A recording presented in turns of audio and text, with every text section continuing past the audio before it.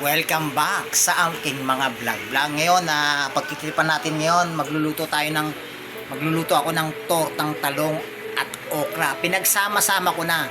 Ito po ipapakita ko muna sa iyo bago ko sabihin sa inyo yung pinaka ingredients niya, kung ano yung mga halo-halong ginawa ko. Ito po yan, oh.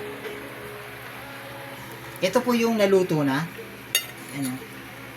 Ito po yung dinidrain ko pa. Ito medyo nilagyan ko ng konting nilagyan tuloy yung tostado kasi gusto ko tostado. Kay Mrs. hindi. Ito po yan, oh. Ayan, oh. Napakita ko sa inyo kung ayan, oh. Ano po yan, torta okra at saka talong lang po. Hiniwa-hiwa ko lang po ng maliliit. Walang cut po ang video nito, walang cut ang video, walang edit. Normal na yung mapapanood kung paano ko lutuin. Ganito po. Mimix-mix lang po yan, eh. Sabihin ko po sa inyo kung ano yung ingredients nito ngayon. Pakita ko lang ko sa inyo. Isang kutsara lang, isang kutsara. Yan. Tapos, ilagay nyo rito. Ayan, oh. Iganong-ganong nyo na lang konti para ma-flat yung pinaka yan. Yan, isang kutsara lang, isang kutsara. Para, kasi dalawa lang naman kami ni Mrs. Ayan, oh. Nasa gilid na. Agaran nyo, pwede nyo itulak yan kasi ano na yan, eh. Oh, ayan, oh, ganda, oh. Kahit ito, bago na, oh. Di ba, hindi nadurog. Ganda ng sabihin ko sa inyo kung ano yung ingredient niyan. At talong. Tansya lang, tsaka okra, tansya. Puro tansya lang ang pinaggagawa ko dyan. Talong, okra. Lagay ko sa isang bowl. Ang una kong nilagay, harina, cornstarch. Tas itlog, 2. Pag mix mo na yan, mahahalo na yan. Tsaka mo lalagyan ng tubig, konting tubig para yung lahat ng mga gulay, yung talong at tsaka okra, ma-mix lahat. At nilagyan ko ng oyster sauce, yung isang ganun lang, sachet lang na maliit.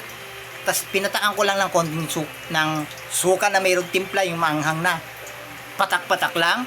Tapos asin, patak-patak lang. Seasoning, pampasarap. Tsaka ano ba nilagay ko? Wala na, yun lang.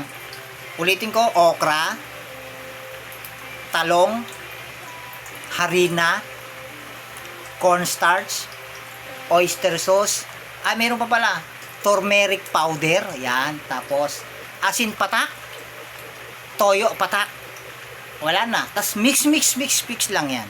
Kasi pag magluluto kayo, kailangan kabisado nyo yung tansya para masarap. Katulad nito, ginawa ko tansya lang talaga yung pinaka panghalo-halo sa mga ingredients na niluluto ko. Ayan.